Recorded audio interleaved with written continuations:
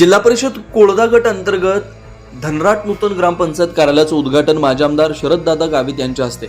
आगामी जिल्हा परिषदेच्या निवडणुका माजी आमदार शरददादा गावित यांनी पाहता विकास कामांचा सपाटा लावला। नंदुरबार जिल्हा परिषदेचा महत्त्वाचा गट म्हणून नवापूर तालुक्यातील कोळदा गटाची ओळख आहे। आगामी जिल्हा परिषदेच्या निवडणुका पाहता माजी आमदार शरददादा गावित यांनी विकास कामं उद्घाटन करण्याचा सपाटा लावला। त्या अनुषंगाने दिनांक 10 जानेवारी 2026 रोजी कोळदा गटातील धनराट इथं ग्रामपंचायत कार्यालयाच्या नूतन इमारतीचं उद्घाटन अत्यंत उत्साहात संपन्न झालं। आगामी जिल्हा परिषदेची निवडणुका जवळ आल्यानं माजी आमदार तथा मुलुक मैदानी तोप शरददादा गावित यांनी कार्यकर्ते, पदाधिकारी, समर्थक यांना कामाला लावण्याचे आदेश दिले। नवापूर तालुक्यातील 10 जिल्हा परिषद गटावर वर्चस्व प्रस्थापित करण्यासाठी माजी आमदार शरददादा गावित यांनी आतापासूनच सुरुवात केल्यानं विरोधकांमध्ये खळबळ उडवून दिली।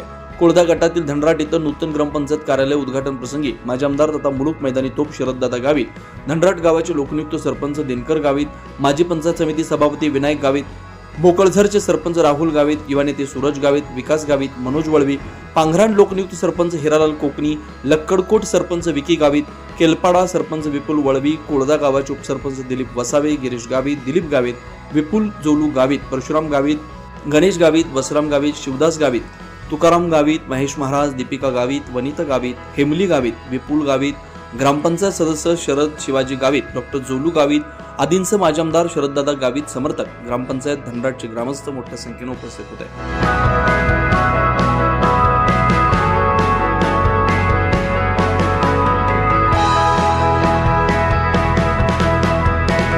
24 लाईव्ह महाराष्ट्र न्यूजसाठी पंकज अहिरे, नवापूर।